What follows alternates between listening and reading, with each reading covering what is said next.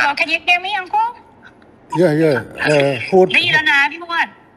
hút chôn vào đấy บานลือปกบาท lư โจรเลยป lư กโจร lư เลยปกบาท lư lư บาทปกบาทบาทปกบาท เนี่ย ถามว่า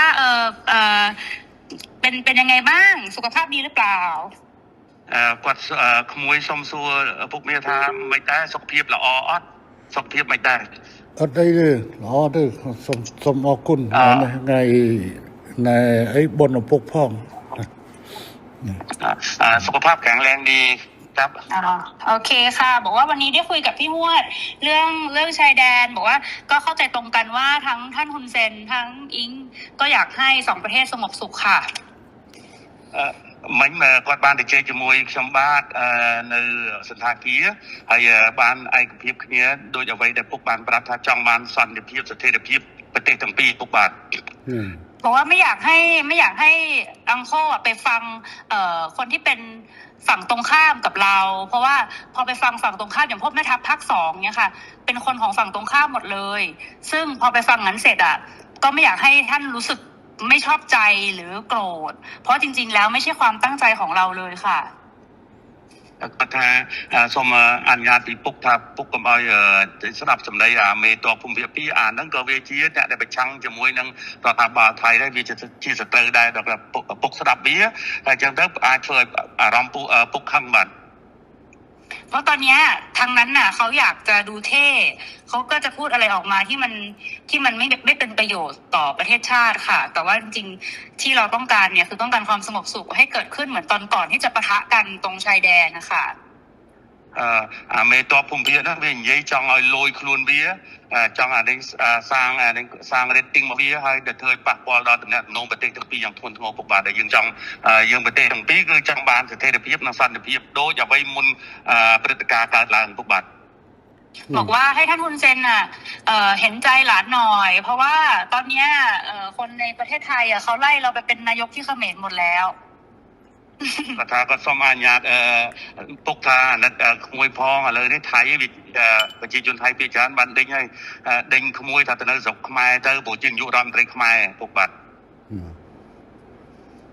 บอกว่าจริงๆแล้วถ้าท่านอยากได้อะไรก็ให้ท่านบอกมาได้เลยค่ะเดี๋ยวจะดูจัดการให้អញ្ចឹងបើពុកចង់បានអ្វីពុកអាចមានប្រសាសន៍ទៅគាត់នឹងរៀបចំធ្វើការងារនឹងបន្តជូនពុកតែម្ដងឥឡូវបញ្ហាដែលខាងនេះចង់បានគឺ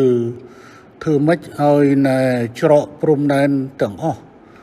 ត្រូវបើកឡើងវិញជាប្រក្រតីអាហ្នឹងគឺថាការចង់បានខាងនេះគឺតែប៉ុណ្ណឹងនឹងជំហានទី1ขั้นตอนที่1อยากให้ชายแดนเปิดปกติเหมือนก่อนเกิดเหตุครับโอเคค่ะตรงกันព្រោះបញ្ហាហ្នឹងដូចគ្នាយល់ដូចគ្នាបញ្ហានេះគឺខាងកម្ពុជាជាអ្នកដើរក្រោយទេតើតែខាងថៃបិទដែងដកយកបំរាមដែងបិទព្រំដែនបិទច្រកព្រំដែននេះចេញជាមុនបានកម្ពុជាចាប់ផ្ដើមអនុវត្តតាមក្រោយ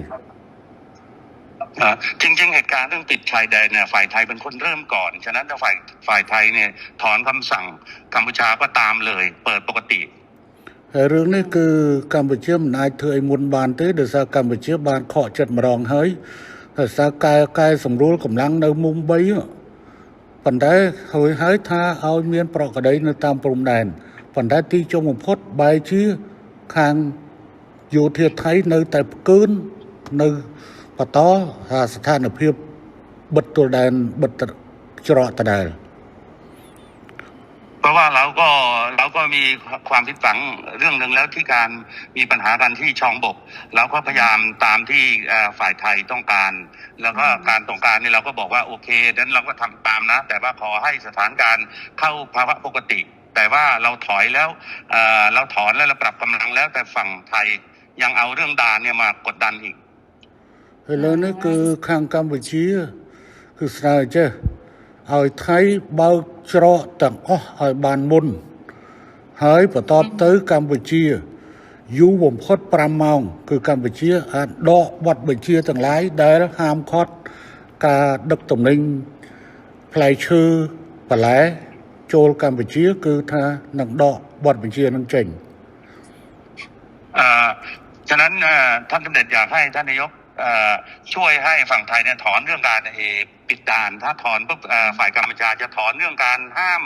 สินค้าเกษตรนำเข้าอะไรทุกอย่างก็ถอน คือตอนนี้ค่ะ ครับผม คือตอนนี้พี่หวดคือรัฐบาลโดนโจมตีหนักมากนะคะ เพราะว่า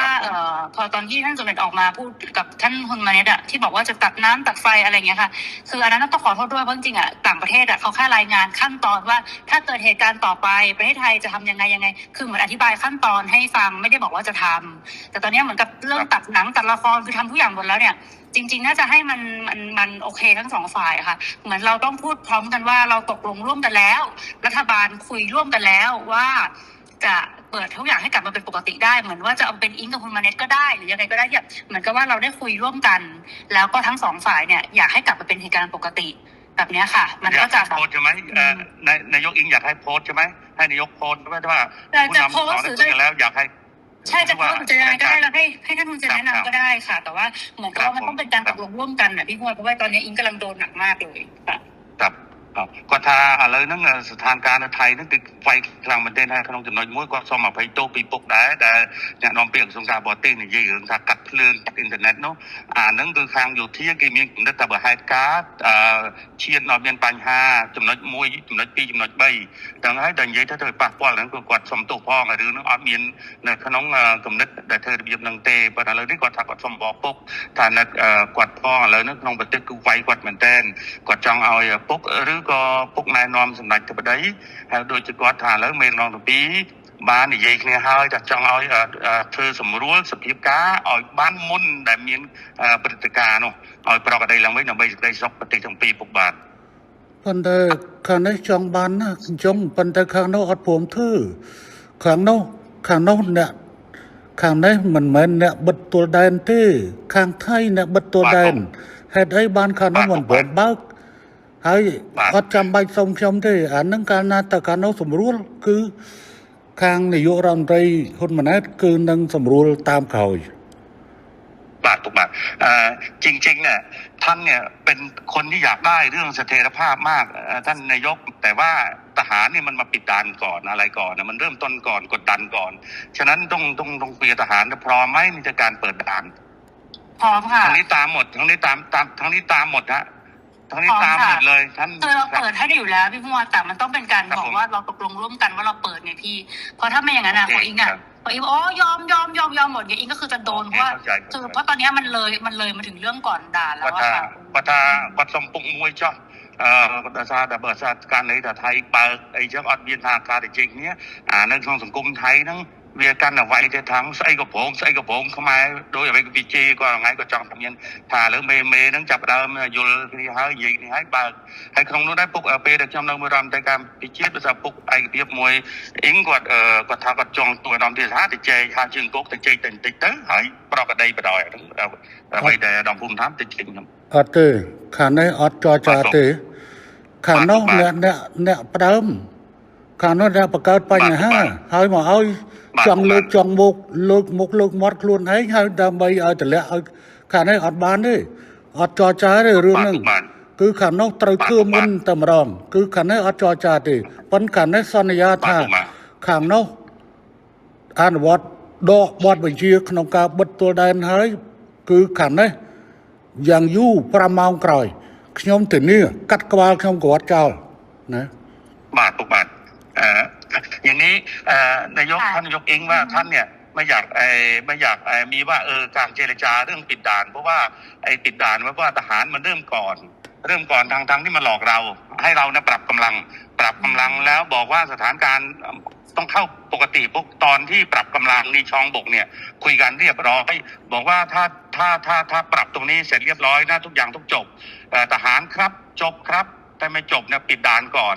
อันนี้เหมือนตบหน้าอันนี้ขอให้ท่านนายกพิจารณาด้วยเรื่องเนี้ยขยมยุลขยมมันนัด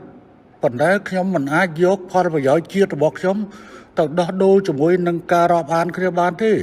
โปรนี่คือเชียร์มกงอดบอกประเทศกัมพูชีเรื่องไซเดอร์ถือเอาประเทศกัมพูชีตั้งจอจ้าแต่ไม่บางชะพวกคลุนไอ้เนี่ยบัดคลุนไอ้ถือคลุนไอ้ตื้อ เพราะว่าท่านเนี่ยเป็นลูกผู้ชายท่านคำไหนคำนั้นเพราะว่าฝ่ายไทยเป็นคนเริ่มต้นก่อนและหลอกเรา แล้วก็ทางกัมพูชาเนี่ยเราก็โดนหนักเหมือนกันเราก็มีมวลชนเราก็โดนหนักเหมือนกันฉะนั้นถ้าฝ่ายไทยเนี่ยเริ่มแล้วไม่เกิน5 ชั่วโมงตอนนี้ทุกอย่างก็เข้าปกติเลยเข้าปกติហើយពូសុំប្រាប់ទៅក្មួយឲ្យបានច្បាស់ខាងនេះត្រៀមមកជំហានទៀតស្អែកហ្នឹងបើសិនជាមិនអាចនេះបានទេស្អែកហ្នឹងគឺថាកម្ពុជានឹងដាក់មកជំហានទៀតគឺថាបិទការនាំផ្លែឈើនិងបន្លែតាមព្រំដែនកម្ពុជាថៃទាំងអស់កំពុងត្រៀមអនុវត្តថ្ងៃស្អែកหลานที่รักเนี่ยอาบอกได้เลยถ้าเราไม่มีคำสัญญาเรื่องว่าเรื่องปรับกำลังแล้วทุกอย่างปกติแต่ว่าทหารไทยไม่ยอมเปิดด่านพวกนี้ทั้งนี้ก็มีการห้ามเรื่องการส่งออกเกษตรทั่วชายแดนเลยเพื่อกดดันทหารព្រោះខាងនេះបានត្រៀមអស់ហើយព្រោះខាងនេះបានត្រៀមហើយព្រោះនេះឯងបកហេតុមុនហើយបកហេតុមុនមកបវល់គេចរចាឥឡូវសួរថាណាបិទអដែងណែបិទអដែងណែច្រកព្រំដែនគឺទៅយោធាថៃបើអញ្ចឹងមានតែយោធាថៃធ្វើខ្លួនឯងតែប៉ុណ្ណោះមិនអាចហៅទៅកម្ពុជាទៅចរចាទេកម្ពុជាមិនចรចាដាច់ខាតสถานการณ์เนี่ยเหมือนที่รายงานให้ท่านนายกทราบว่าไอตอนปรับกำลังที่ช่องบกเนี่ยก็ตกลงกันแล้วว่าจะจบกันแต่ว่าอยู่ดีๆทหารไทยมาปิดด่านฉะนั้นให้กัมพูชาไปเจรจาเปิดด่านดูแล้วไม่สวยไม่สมควรอย่างยิ่ง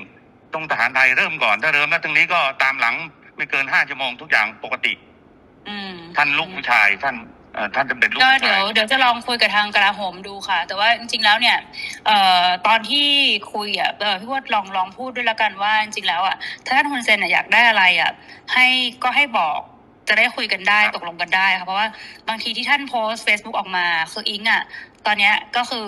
รัฐบาลสั่นคลอนที่สุดแล้วค่ะตั้งแต่อิงเป็นนายกมาก็คือเรื่องกัมพูชานี่แหละซึ่งอิงไม่ออกมาตอบโต้อะไรทั้งสิ้นเพราะอิงก็รักแล้วก็เคารพท่านเพราะฉะนั้นเนี่ยจริงๆแล้วถ้าจะเอาอะไรจริงๆให้บอกอิงได้เลยยกหูบอกก็ได้ไม่อันไหนไม่เป็นข่าวก็คือไม่เป็นข่าวอันนั้นที่หลุดไปมันหลุดเพราะสื่อเพราะไม่ได้คุยกับอิงแค่2 คนมันคุยกันเป็นกลุ่มนะพี่มันเลยหลุดแต่ถ้ามันคุยกับอิง2 คนมันไม่มีหลุดอยู่แล้วทีนี้เนี่ยก็ไม่อยากให้แบบมันเกิดเรื่องแบบนี้แต่นี่อิงจะไปคุยกับกลาโหมเนาะเพราะว่าอิงรู้ว่าถ้าสมมติว่าเขาพูดว่าของไทยปิดก่อนอะไรเงี้ยเดี๋ยวเราก็จะไปคุยกับกลาโหมว่ายังไงแต่ถ้ามันเวิร์กไงก็เดี๋ยวจะส่งบอกพี่ฮวดว่ามันเรียบร้อยไหมนะคะเพราะจริงๆเนี่ยคนมันไม่หวังดีกับเราทั้งคู่มันก็ดูแบบเหมือนเรากับเขาก็คือทะเลาะกันเองทำให้แบบเหมือนจริงๆแล้วต้องให้คนรุ่นใหม่มันต้องไม่มีสงครามพี่คนรุ่นใหม่มีสงครามไปมันก็เสียครับทั้งอิงลูกทั้งหุ้นมาเน็ตด้วยก็เป็นคนรุ่นใหม่เนาะครับពុកបាក់គាត់ថាទី1ពុកចង់បានអីពុកអាចមេសេចទៅអ៊ីងបានអ៊ីងនឹងធ្វើឲ្យពុកអ្វីដែលពេលទៅពុកផុស Facebook ដល់ទៅអាពួកដែលវាប្រឆាំងវាចង់ឲ្យពុកហើយនឹងគាត់ជាសាច់សម្ដេចសម្ដេចគាត់មានដំណងគ្នាហ្នឹងវាខូចយកតាមមួយចំណុចហ្នឹងវាធ្វើឲ្យសង្គមថៃហ្នឹងវាយគាត់ថាទី1វាចង់ឲ្យគាត់ហ្នឹងចេញមកឆ្លើយឆ្លងតែគាត់អត់ទេដោយសារគាត់គោរពជាពុកមាគាត់អត់ទេគាត់សុខចិត្តឈឺចោះឲ្យវាវាយចោះអានោះហើយបានគាត់ថាសុំពុកថាលើក្រោយចង់ដាច់ចាប់ដែរទៅពុកចង់បានអីអាចមេសេចគាត់ទៅគាត់មុនហ្នឹងគាត់បានប្រាប់តែថាប្រហែលជា3 ថ្ងៃទៅគាត់នឹងទៅថ្វាយគុំរីការឿងតបរឿងអីហ្នឹងពុកបាទចារឿងហ្នឹងគឺកម្ពុជាវាតាក់ទងជាមួយនឹងការបញ្ជូលពលរដ្ឋរបស់ខ្លួនដូច្នេះគឺកម្ពុជាត្រូវតែហើយនឹងបញ្យល់ទៅដល់រដ្ឋដទៃទៀតដូច្នេះកម្ពុជាគឺមានតម្រូវការក្នុងការនិយាយទៅកាន់ប្រជាជនអញ្ចឹងវិធីដែលល្អជាងគេមានតែប្រើ Facebook ហើយនឹង Telegram នៅនេះដើម្បីបញ្យល់ក្នុងការផុសចេញតែរឿងហ្នឹងគឺថាវាយើងខ្ញុំអាចកាត់បន្ថយបើសិនជាអាចតែសភាពការឲ្យតែខាងនោះរឿងវានៅចាល់នឹងរឿងបិទច្រកនឹងតែប៉ុណ្្នឹងឯងបើថាបិទច្រកបន្តគឺថាខាងនេះនៅតែបន្តវាយអាហ្នឹងបាទท่านนายกท่านบอกว่าเรื่องการโพสต์เนี่ยท่านก็แค่ชี้แจงให้มวลชนที่นี่ทราบเท่านั้นเองไม่ได้ไปกระทบกับไทยอะไรมากแต่ว่าตอนนี้ก็ไม่เป็นไรถ้าหากว่าท่านนายกแก้เรื่องเปิดด่านให้ปกติเนี่ยท่านตกลงท่านไม่มีอะไรอีกแล้วก็จบ ได้ค่ะเดี๋ยวเราไปคุยกับลาผมดูแล้วก็ขอคอนเฟิร์มกลับมาเพราะเดี๋ยวจะคุยกับกองทัพก่อนแต่เราก็เดี๋ยวสั่งไปเลยค่ะพี่แต่ว่าอีกรอให้มัน100%แล้วค่อยแจ้งท่านกลับมาดีกว่าเพราะไม่อยากจะยังไม่100แล้วบอกท่านก่อนแต่ว่าจริงๆก็จัดการได้ค่ะพี่ ครับผมครับยังពុកគាត់ថាឥឡូវគាត់សុំនឹងនិយាយមួយការវិជានឹងទាហានសិនហើយបានដល់100%បានគាត់នឹងជូនដំណឹងទៅពុកបាទគាត់ធ្វើការងារនឹងភ្លាមរឿងបញ្ហាច្រកពុកបាទ nó បាទពុក ừ. ท่านนายกมีอะไรอีกไหม ไม่มีแล้วค่ะพี่ก็ประมาณนี้เนาะพี่ว่าเราจะมีอะไรบ้างประเด็นไม่มี ở đây ครับจังหวัด ở đây ពុកបាទ ได้ ở ค่ะ đây ở đây ขอบ ខ្ញុំ คุณ ចេះ ท่าน មុន ใจมาก មុននឹងនេះគឺខ្ញុំសូមបញ្ជាក់ថាខាងនេះត្រូវការតែមួយទេត្រូវការតែខាងនោះគឺប្លកបញ្ជាក្នុងការច្រកព្រំដែនទាំងអស់ឲ្យទៅប្រក្តីភាពវិញបន្ទាប់ទៅខាងនេះនឹងបន្តធ្វើតាមក្រោយហើយរឿងនេះអត់ត្រូវមកចរចារវាងកម្ពុជានិងថៃទេដោយសារថៃអ្នកបិទដូច្នេះថៃអ្នកបើកខ្លួនឯងហើយកម្ពុជាត្រូវតែសម្រួលទៅតាមក្រោយគឺកម្ពុជានឹងធ្វើ กรุ๊ปปุกบัตร ណា บัตรขอยืนยันทีว่าท่านนายกครับเรื่องด่านเนี่ยเราไม่ควรไปเจรจาเพราะว่าฝ่ายไทยเนี่ยเป็นคนที่ปิดแล้วปิดเนี่ยหลอกเราให้ปรับกำลัง อันนี้หลอกเราปรับกำลังว่าถ้าปรับแล้วตรงนี้จบคือจบทุกอย่างก็เข้าภาวะปกติ แต่ว่าอยู่ดีๆทหารไทยมาปิดด่านฉะนั้นทหารไทยเนี่ยก็ต้องยกเลิกการปิดด่านถ้าปิดปั๊บเขมรก็ตามหลังเลยก็ตามที่เดิม ทุกอย่างก็เข้าภาวะปกติไม่มีอะไรแล้ว ค่ะค่ะพี่พรโอเคค่ะ ครับผมครับ ได้ค่ะ แล้วก็เดี๋ยวแล้วยังไงเดี๋ยวอิงจะรีบแจ้งทางพี่พจน์กลับไปนะคะ ว่าเป็นยังไงบ้าง ครับก็ถ้าเป็นแล้วก็เธอการเงี้ยนึงมาให้นึงกรุ๊ปในการจุนปกปิงบัตรปกบัตร nó ខ្ញុំរងចាំ